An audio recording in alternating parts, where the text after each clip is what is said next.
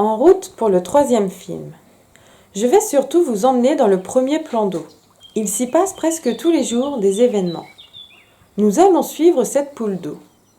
Je vous rappelle ici, tout est sauvage, pas besoin d'apporter du pain.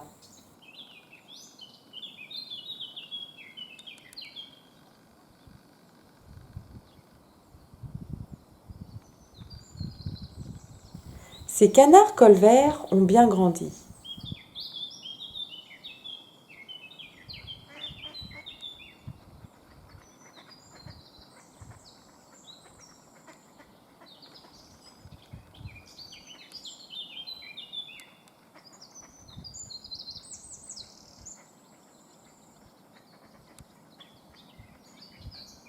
Le canard colvert est certainement le plus connu et le plus reconnaissable de tous les canards. Il vit dans n'importe quelle sorte de zone humide, rivière calme, étang, marais d'eau douce ou salée, lac d'eau douce, estuaire et parfois aussi baies côtières abritées. Il a besoin de végétation flottante et émergente pour lui procurer sa nourriture, les invertébrés aquatiques et les graines de ses plantes.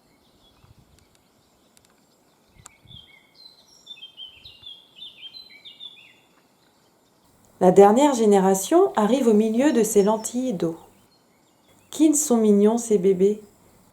Quelques populations sont résidentes si les ressources de nourriture et les zones abritées sont abondantes.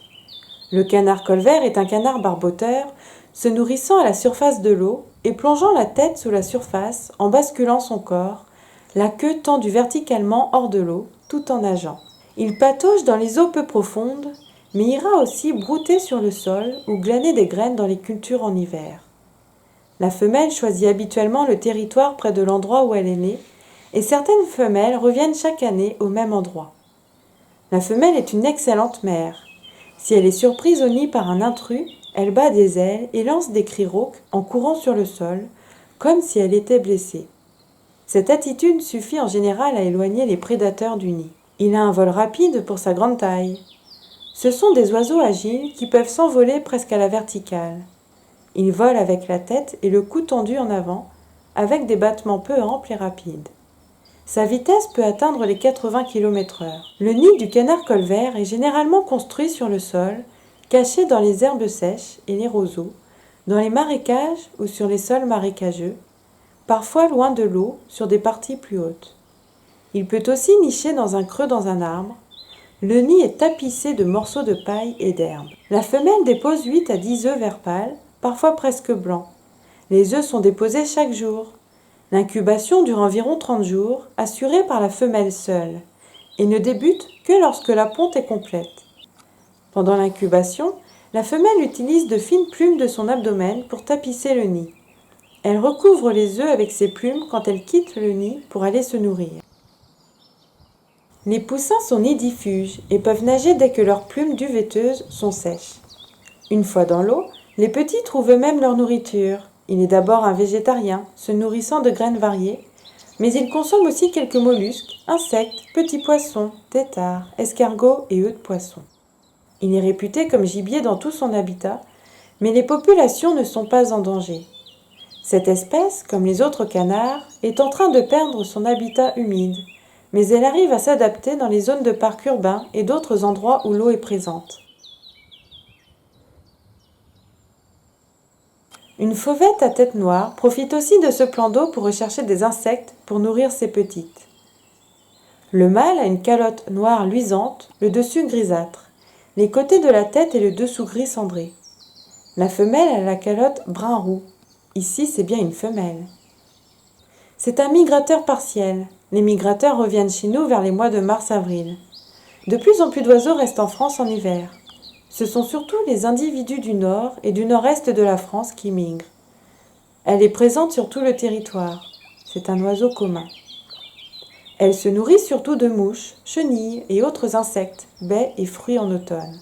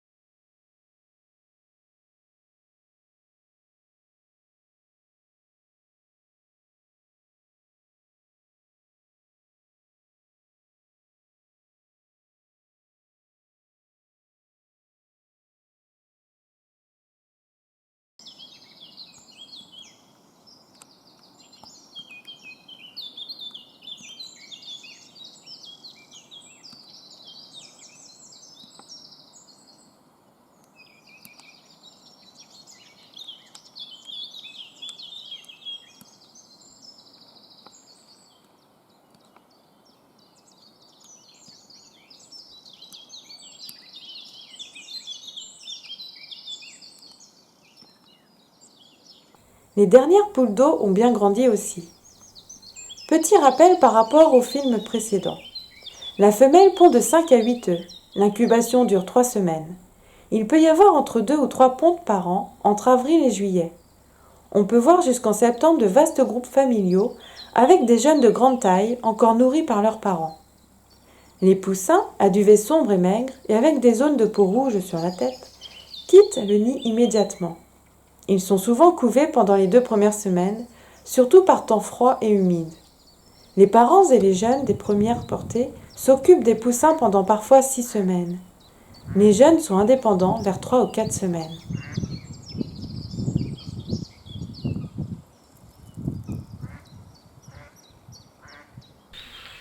Une buse variable s'envole à mon approche.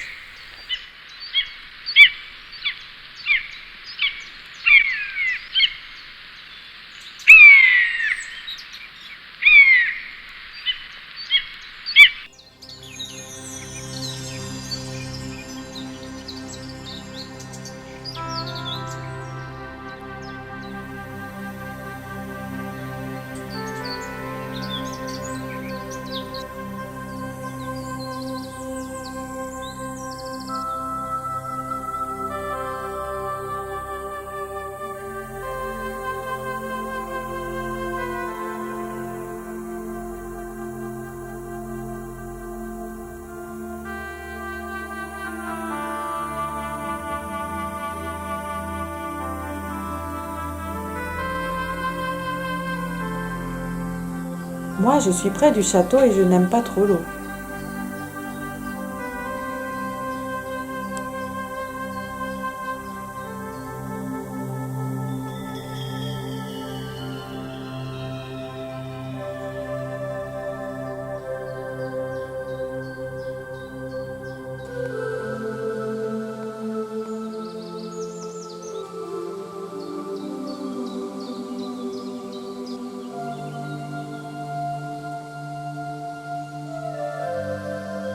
Florent continue à tailler les haies et il y en a quelques kilomètres.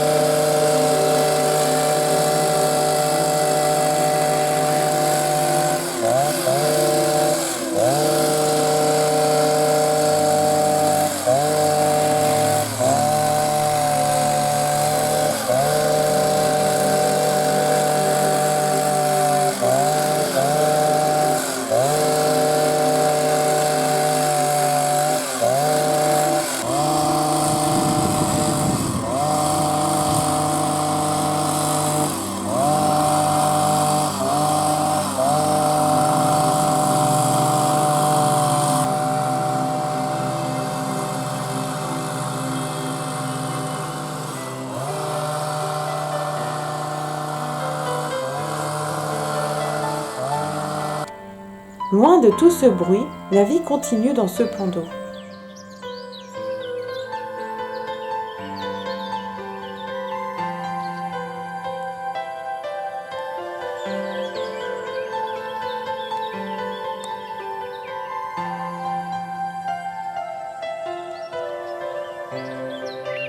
Le Seigneur ne s'arrête pas aujourd'hui.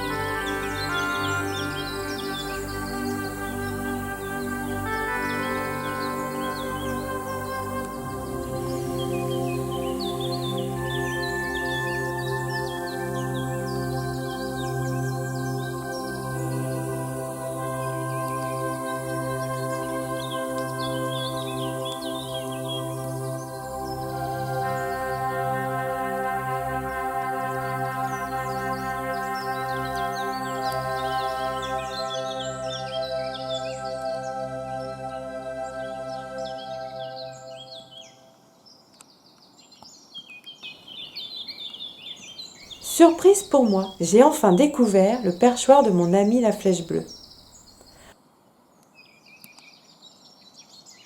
Dans cet endroit, pas facile pour moi de le filmer. C'est un endroit assez sombre et puis il faut trouver ses branches.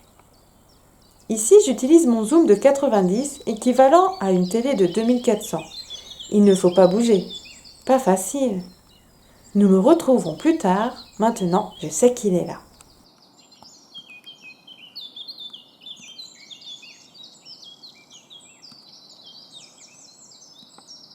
Derrière le château, sur le grand plan d'eau, c'est plus calme.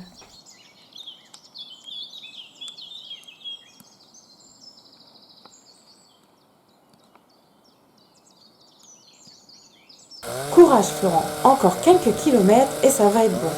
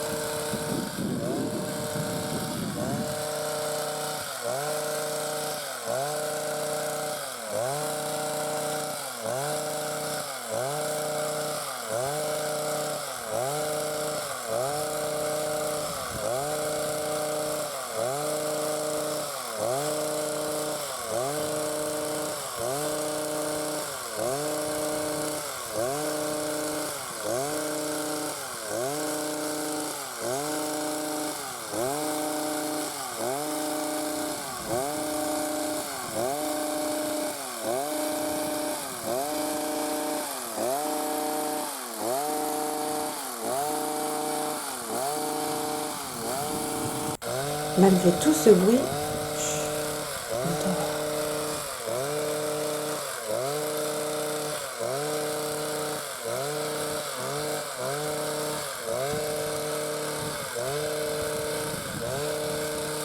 Retournons au premier plan d'eau pour le grand concert. Justement, il vient de commencer. En première partie en solo, Maître Troglodyte dans toute sa splendeur. Il est souvent dérangé soit par le vent ou par une voiture qui passe devant le château. Pourtant j'ai un chant harmonieux.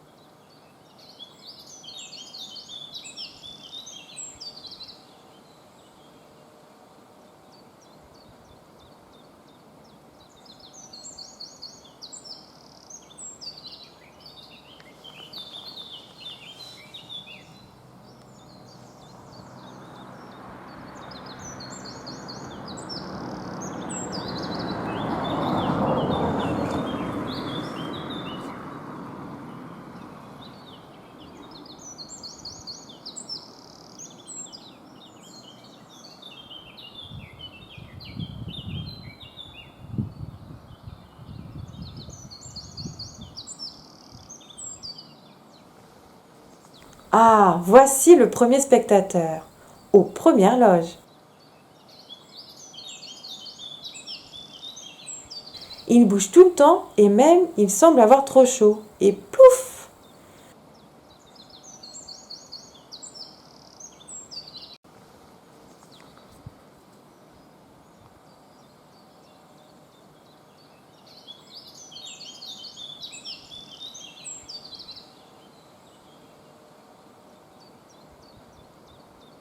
L'embellissement du parc continue.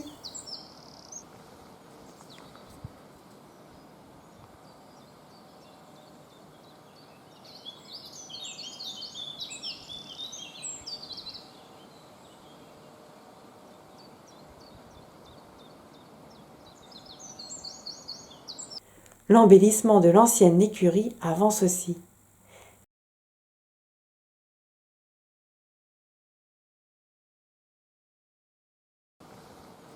Derrière le château, deux oiseaux que l'on ne voit pas souvent ici, des corneilles noires. Elles ont sûrement trouvé de quoi manger.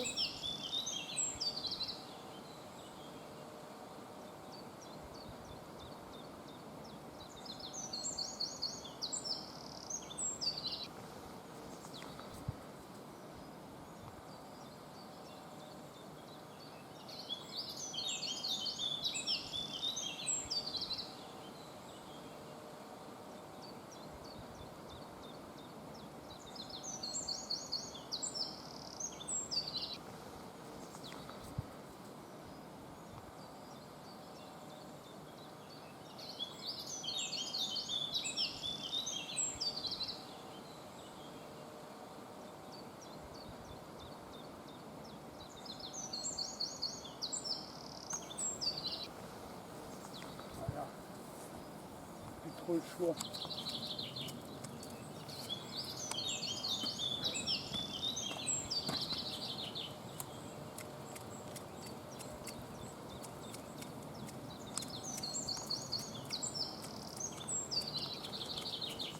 Moi, je suis pas un professionnel de la taille à la japonaise. J'essaye de faire avec les moyens du bord.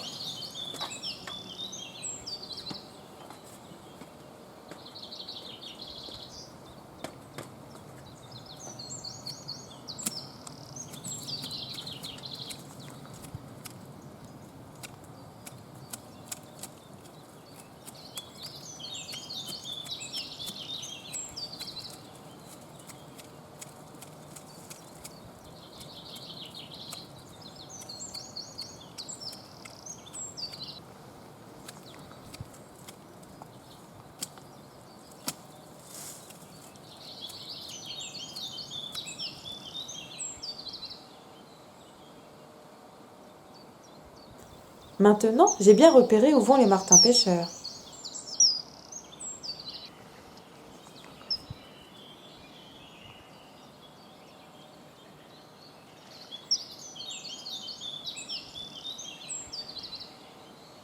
Et plouf!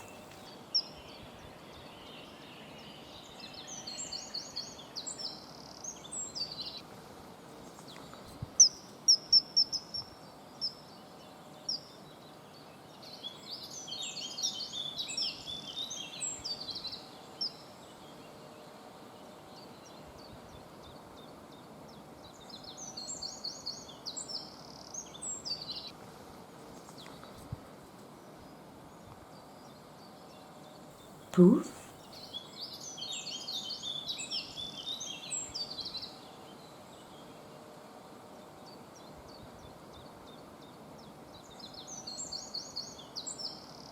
Et lui aussi m'a repéré.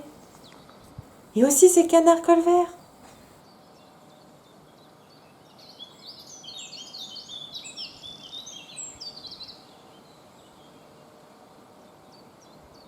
Une autre naissance, plus calme celle-ci. C'est une jeune poule d'eau.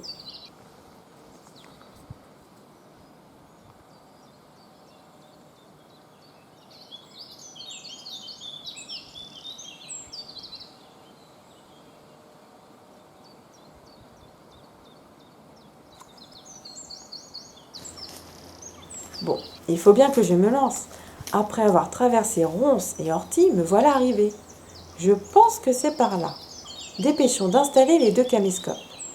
Sur quelle branche va-t-il se poser? Régler la bonne branche et sans oublier la netteté.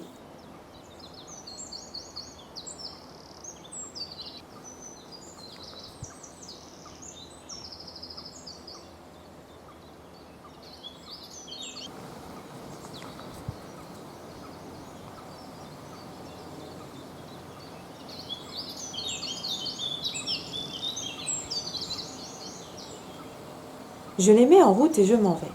Je verrai le résultat chez moi. Je vais les laisser tourner plus d'1 heure. Superbe. Non, incurieux. Je croyais qu'il n'aimait pas l'eau.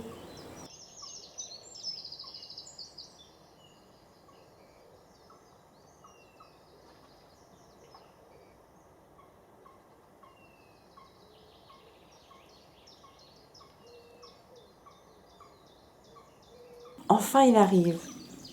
Mais il est derrière ce tronc.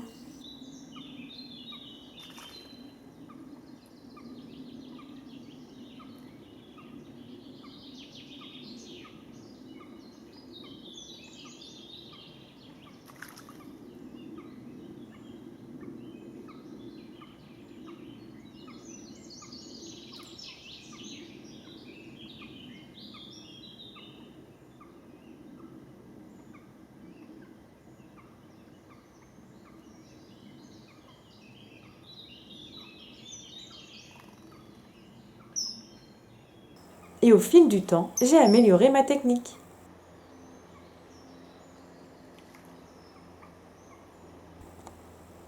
Parlons maintenant un peu de ce magnifique oiseau.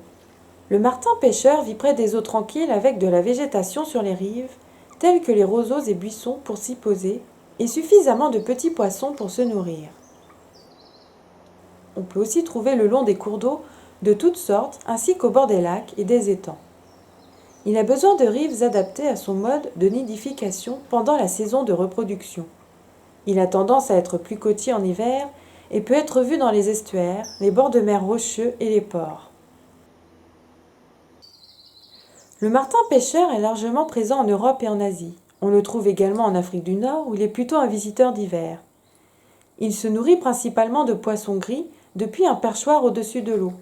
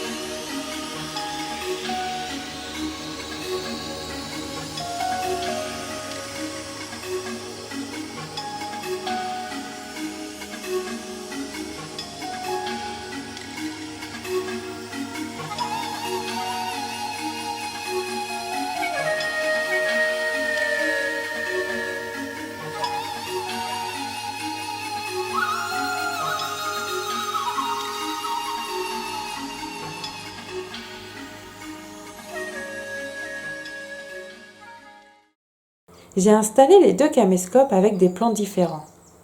Regardez le résultat. C'est pas mal, sauf que le martin pêcheur est un oiseau plutôt petit et c'est un endroit assez sombre. L'oiseau reste posé pendant de longs moments, regardant attentivement l'eau à la recherche de proies, tournant et inclinant la tête et le corps. Quand la proie est détectée, il plonge à pic et capture le poisson sous l'eau, pouvant aller jusqu'à 1 mètre de profondeur. Ensuite, utilisant ses ailes, il se propulse vers la surface et s'élève, le bec tendu vers le ciel et retourne sur son perchoir. Il tient le poisson près de la queue et le frappe contre le perchoir, et ensuite il le retourne et l'avale la tête la première. Il peut aussi faire du vol stationnaire au-dessus de l'eau si aucun perchoir n'est disponible, et ensuite il plonge. Il est aussi capable de capturer des insectes en vol. Il régurgite régulièrement des pelotes contenant les arêtes des poissons et les parties dures des insectes. Quand il plonge, le martin-pêcheur a ses yeux protégés de l'eau par une membrane. Le martin-pêcheur est habituellement solitaire. Il est territorial parce qu'il a besoin d'assez de nourriture chaque jour. Le territoire est vigoureusement défendu contre les autres espèces, mais aussi contre les partenaires ou les jeunes de la même espèce. Il y a une parade rituelle qui voit les oiseaux posés séparément, tandis qu'ils exposent plumes et bec, tout en émettant des sifflements. Habituellement, il n'y a pas de combat, mais parfois une lutte peut se produire. Ils crient en vol et paradent depuis leur perchoir, s'accroupissant et s'étirant, le corps balancé d'un côté à l'autre. Ils peuvent aussi rester dressés avec le cou tendu et les ailes tombantes. Ensuite, l'intrus est conduit hors du territoire. Pendant la saison de reproduction, le martin-pêcheur est monogame et nidifie en solitaire. La femelle se voit offrir de la nourriture par le mâle avant l'accouplement, en général un poisson. Il a un vol direct et plutôt bas. Il pratique le vol stationnaire au-dessus de l'eau pour pêcher. La saison de reproduction varie selon la localisation géographique. Il nidifie dans les rives sablonneuses le long des cours d'eau. Occasionnellement, il peut utiliser un trou dans un mur ou un arbre mort ou dans une termitière. Il creuse un tunnel avec une chambre d'incubation tout au fond. Les deux sexes participent à l'excavation du terrier d'environ 50 à 90 cm de longueur et ils creusent chacun à leur tour. La femelle dépose 6 à 7 œufs blancs. L'incubation dure environ 19 à 21 jours, assurée par les deux parents, mais c'est la femelle qui couve la nuit alors que chacun couve à tour de rôle pendant la journée.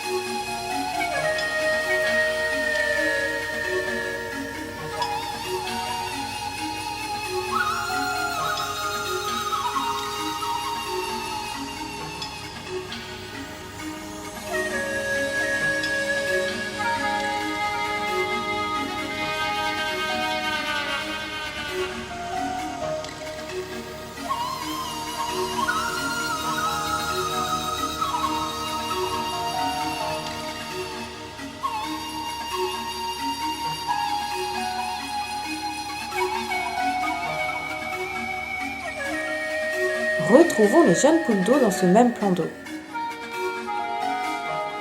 Il y a de quoi manger avec toutes ces lentilles vertes.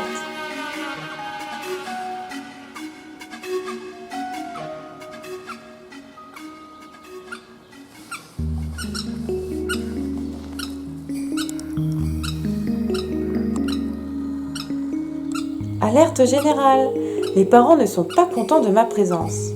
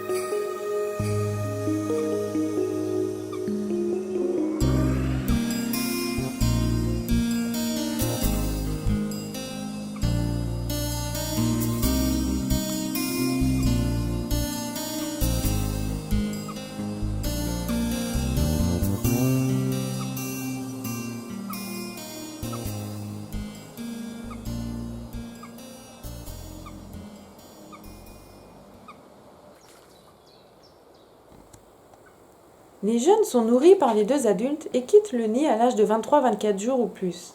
Ils effectuent leur premier plongeon 4 jours plus tard. Ils deviennent indépendants très tôt et quittent le territoire parental. Cette espèce produit une couvée par an, parfois deux. Le martin-pêcheur se nourrit principalement de poissons et de petits crustacés, crevettes, crabes et autres. Il capture aussi des insectes en vol. Le martin-pêcheur a une vaste distribution. Cette espèce est commune dans la majeure partie de son habitat, mais elle est menacée par la pollution des cours d'eau, les développements humains et les dérangements.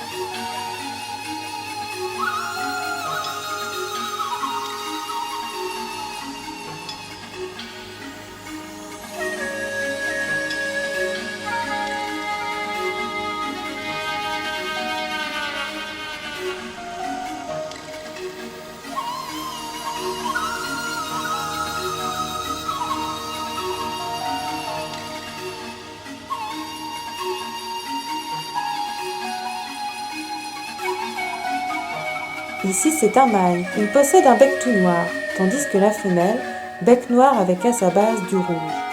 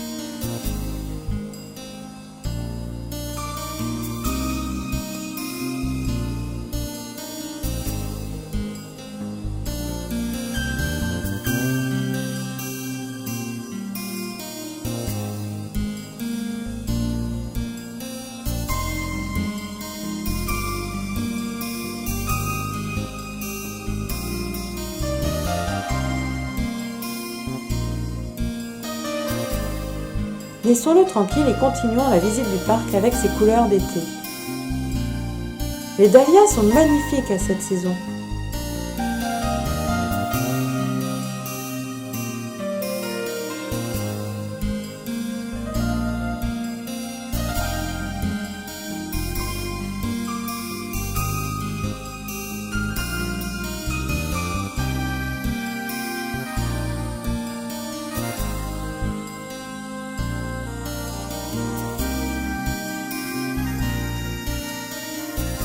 Les travaux avancent doucement dans l'ancienne écurie.